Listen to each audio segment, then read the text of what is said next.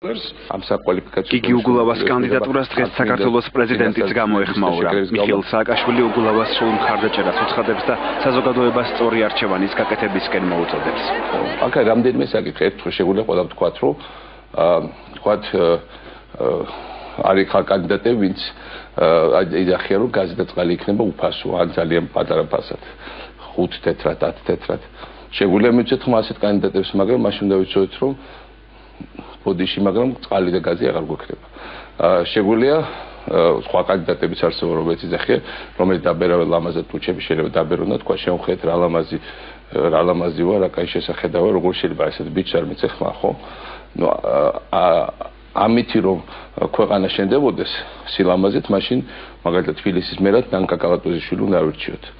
არსებობს ხალხი, ვინც იძახის, რომ ეს არჩევნები არაფერს არ ნიშნავს, ეს არის მხოლოდ პლაცდარმი იმისათვის, რომ საქართველოში რაღაც პერიოდის შემდეგ შეიცვალოს მმართველობა. ახლა მე ნამდვილად არ მინდა, რომ რომელიმე იგივე თბილისელი ცხოვრობდეს ვიღაცის ამბიციების პლაცდარმზე ან კატაპულტში ვიღაც პოლიტიკოსის სადღაც კატაპულტირებისთვის. ამიტომ ყველა თბილისელმა უნდა დასვას კითხვა თავისთვის. არის თუ არა თბილისი უკეთესი ქალაქი ვიდრე 4 წლის წინ?